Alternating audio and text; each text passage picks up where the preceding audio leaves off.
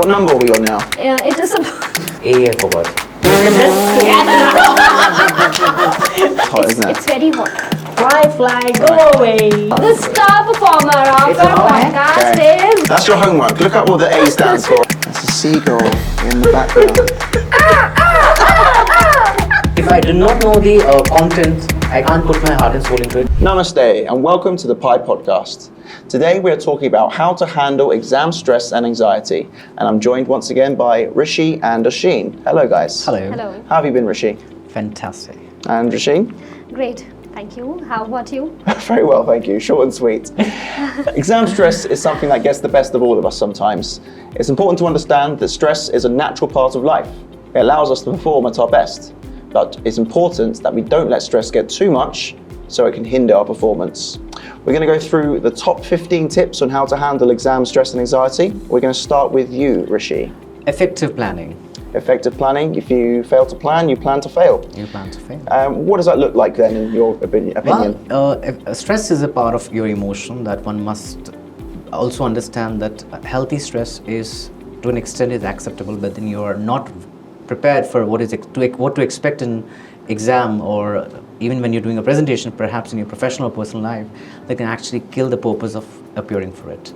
Now, plan your essays or listening modules or reading modules or speaking tasks in a way that a diligent practice of 10 to 15, 20 minutes, small modules can actually build it gap for you. Absolutely. Yeah, you can secure a better score in your performance. Yeah, I mean, planning takes practice. Like organization takes practice. Yes. And I don't know if you're like me, but I'm a massive procrastinator. When it's something important, I tend to put off doing what I need to do to achieve that task until the last minute. Yes. And gosh, it makes me so stressed whenever I do those things. But it's important, though, I've noticed that not to make yourself feel guilty. When you haven't planned effectively, don't just think, oh, I'm useless or I'm lazy. Those are unhelpful emotions, aren't they? Emotions, yeah. Just always accept, know what you need to be doing and set yourself realistic goals. So if you're planning to practice for 20 minutes that day, that's perfectly fine for the start. Yeah. In the build up to the exam, maybe in a couple of weeks before, maybe you should be doing a bit more than 20 minutes per day. But if you start early and just set a realistic goal of how to plan, how to practice, then you can build your way up. And Absolutely. like we said before, Rome wasn't built in a day. You eventually get to perfection. Well, you don't eventually get to perfection, but you get as close to perfection as possible throughout your whole life. You're not expecting to get there straight away, are you? Setting a SMART goal could really help you, like specific, measurable, like you mentioned, reasonable and attainable, and time-bound or specific. So that's all the SMART. So say that again, the SMART goals? SMART goals would be like I'm setting a module for myself. So SMART is an acronym, isn't it? Acronym is S stands for specific, M stands for measurable, attainable A, and reasonable goal that is within my reach and I can actually reach to that, and with my practice I'm just right there. Because no one wants to be perfect, right? Because there is always room for improvement. There are always flaws for each one of us. And the T would stand as in time-bound, specific instructions that today I'm going to set a module for 20 minutes reading, 20 minutes listening. And a basic interaction could also improve your grammar and tenses perhaps, and also make you aware of your emotional, how you emote. Absolutely. In a situation like that. And that time bound has got a very powerful effect on psychology, doesn't Certainly, it? I find when I'm studying for something, I'll literally set a timer of 20 minutes and just put it there so that, because I'm the kind of person who just cannot wait to go back to watching my favorite TV show or going for a run or something. But if I have that time bound there, I don't look at it all the time, but if I'm reading and I'm thinking about doing something else, I'll just look at it and think, oh, 7 minutes, okay. It's that specific time, it gets me motivated to do well at the task that I'm doing. And you lose the sense of hopelessness that you might get when you're studying for hours and hours. But taking frequent breaks with those time bounds is very important as well. Very important, Perfect, brilliant. Asheen, what's number 2? It is time management. Time management, we've kind of been touching on that. Yes. Can you elaborate though on how that can help us with exam stress? Yeah, actually a lot of students tend to try and plan their day when they're preparing for the test, but then they're not able to execute it just because it's not planned well, right?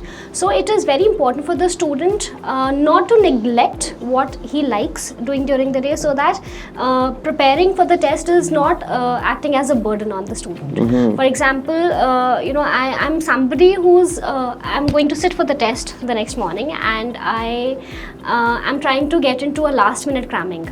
as a student, I must understand that that is not going to help me, right?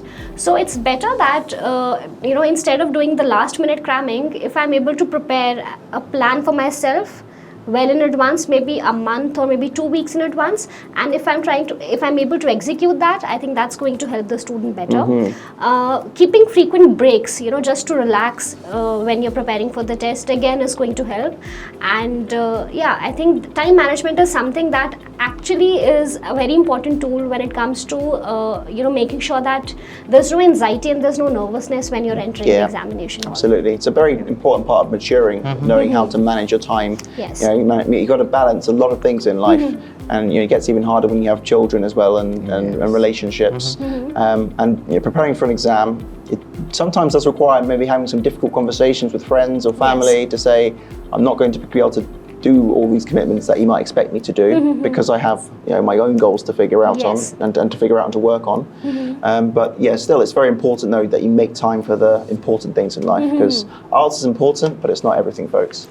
Actually, there are times where the students try and miss out on important things that they're otherwise willing to do, but then at the same time they do not realize that just because they missed what they wanted to do, they won't be able to pay attention to what they're actually doing, right? So let's say I have my friend's birthday this evening, and so if I plan well and I try to make sure that before the party starts, I'm able to cover up all that is pending, okay, I'll be able to happily enjoy both. So true, so the true. Study and the party part. Otherwise, if I'm skipping on my best friend's birthday party, I'm anyways not being attentive when I'm preparing. So right? true. I mean, I'm the same. I'm a massive Arsenal fan. And when I started studying for an exam, or when I was working as a teacher in the UK and I had lots of marking to do, I would just sort of get to a stage where I think, I'm just going to have to mark during the Arsenal game.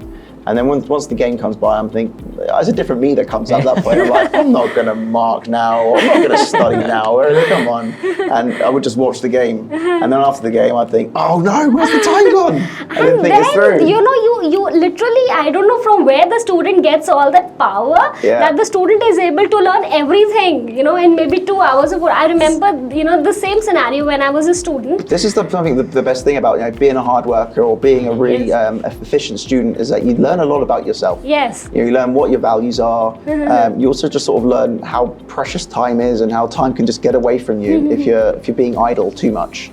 Because being idle too much is a kills time, doesn't it? We don't want to kill time. You're killing your life that way, aren't you? Definitely. So time management, very important. Very crucial. Very crucial. What's number 3, Rishi? Healthy lifestyle. Healthy lifestyle is important for everything, and it's for your heart, body, mind, soul, and all that. What does a healthy lifestyle look like for you? For me, healthy lifestyle is like enjoy the moment, be in the present situation. I would use another acronym called SACS. SACS, S-A-C-S. S stands for situationally being aware of your surroundings and what am I doing, because your action speaks louder than the words. Because sometimes we take things so personally, we do not realize that without you taking proper rest, what's the purpose? Because emotions again are taking a turmoil over there. Because when I look at a paper, I'm like literally stressed out. I don't know how to answer those questions. Or basic conversation also we lack at times, because lack of proper sleep or proper food at times or not adequate rest actually can take everything away from So we're still on the S at the moment. S at the moment. Okay, what's the A? A is like being aware of the fact that I need to do an activity. I am here to do an activity. You restrict yourself to perform that. You don't take it over and beyond because you're just there to crack the exam, or maybe perhaps perform an interview or do a presentation for someone. Okay, so being realistic about what you need to do. Be very much aware of what you need to get out of it. Now C stands for consequences. Have I prepared enough, and what consequences am I ready to bear? Like, am I here to crack an IELTS exam, or maybe an MBBS exam? Could be perhaps this. We're just not talking about IELTS here. Okay. It could be a language that you're unfamiliar of, right? One must need to familiarize themselves with the content that you're looking for and participate, because there is no point that me as a faculty teaching you when you're not able to incorporate and put your efforts into it, right? S is solution, what am I looking at? Okay. Like when I do a PowerPoint presentation, I definitely have an aim and objective for that presentation. Same visions students also have to apply. So you have a master of acronyms today. So just go through that again. So SACS. So S is Situationally. Situations, basically. Situation A is Awareness. awareness. C is consequences. Consequences. S is solution. So situation, awareness, consequences, solution. I love that response. 'Cause most people think about healthy lifestyle. They just think about diet and exercise, Yeah. which are obviously massive parts of it. But we do tend to forget the mental health aspect. Mental health awareness is very important here. Of our actions and the actions of people around us as well. So a lot about mental health awareness and mental health self-care is about what you do.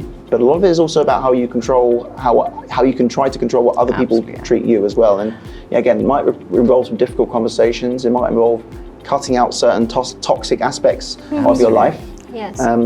So avoiding toxicity is a great way to remain healthy for sure. I think to a certain extent, we all might agree to a point that when I say something to you, either you have a choice to take it personally or dust it off your shoulders.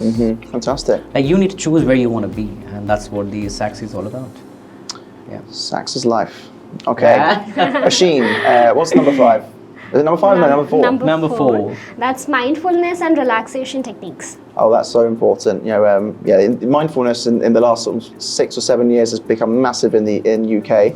I think it's kind of just a rebrand of meditation, which we got from you guys. Yes. But, when I was training to be a teacher, actually, we were taught to do mindful exercises. Just to be aware of your surroundings and just to take time and control your breathing. It does have a powerful effect on your stress.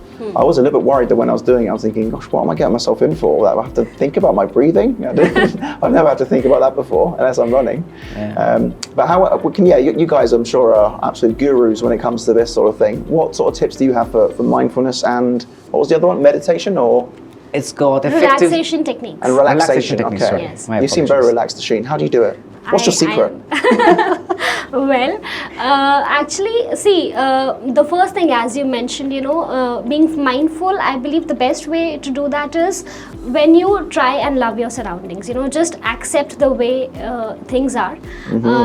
If you cannot change it, I believe. So if I know that, this is what I have to be in, either I need to start loving that so that I can be very happy in my life. Right, because anyways, if I'm a happy person, I am going to be a much more relaxed person, right? So true. So that can be one thing that a student can do. Otherwise, again, as you mentioned, breathing exercises, deep inhale and exhale would actually help, You can try doing that. So that's actually going to help the student relax the nerves down, I would say. Apart from that, taking frequent breaks, as I mentioned before, when you're preparing. So it's okay.